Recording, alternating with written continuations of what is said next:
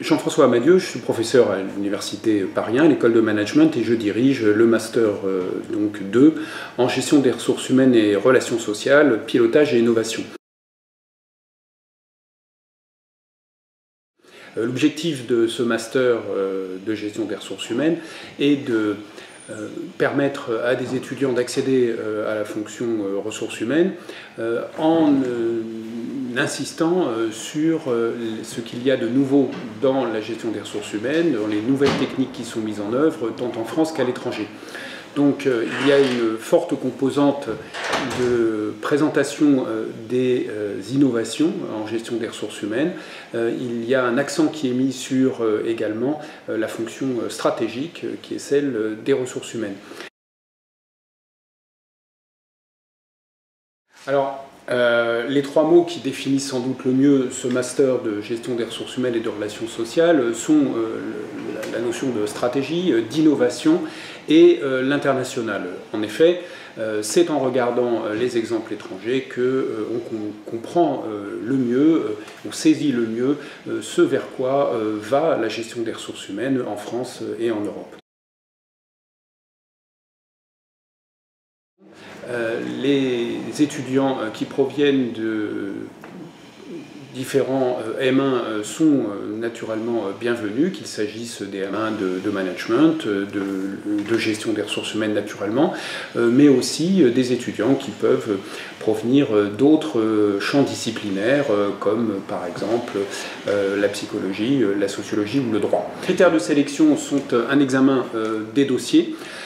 et un entretien avec un jury. Donc en fait le critère majeur de sélection c'est bien entendu à la fois les performances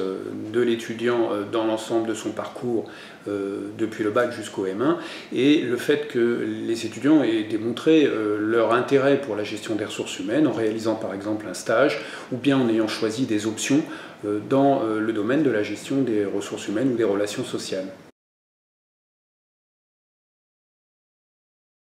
Il y a des interventions qui sont, je dirais, classiquement académiques et menées par les enseignants de l'université ou d'autres universités, et puis surtout des interventions de professionnels qui viennent présenter un certain nombre de sujets plus techniques de gestion des ressources humaines. Les matières qui sont clés pour le master de gestion des ressources humaines et des relations sociales, comme son nom l'indique, il y a bien sûr l'ensemble des enjeux de la gestion des ressources humaines et les techniques qui y sont associées. Il y a évidemment le droit du travail, un certain nombre d'aspects très techniques de gestion des ressources humaines. Il faut insister sur le fait qu'il y a une partie des étudiants qui peuvent choisir de faire de la recherche et dans ce cas, ils ont des enseignements de méthodes quantitatives et de méthodes qualitatives pour les étudiants qui souhaiteraient faire un doctorat. Et donc ce master est un master qui permet, avec un système d'options, soit de se destiner à des emplois dans les entreprises en gestion des ressources humaines, ou bien d'intégrer les écoles de commerce ou les universités comme enseignants. Les débouchés de ce master de gestion des ressources humaines et des relations sociales sont à la fois les métiers du conseil, parce que dans ce secteur d'activité, on recherche des étudiants qui ont une capacité à se projeter vers l'avenir et à innover. Il s'agit bien entendu des métiers de la gestion des ressources humaines, par exemple les métiers du recrutement, tout simplement parce qu'il y a des enseignements approfondis qui sont professionnalisants pour les étudiants qui choisissent l'option professionnelle dans ce master. Pour les étudiants qui souhaitent aller vers la recherche,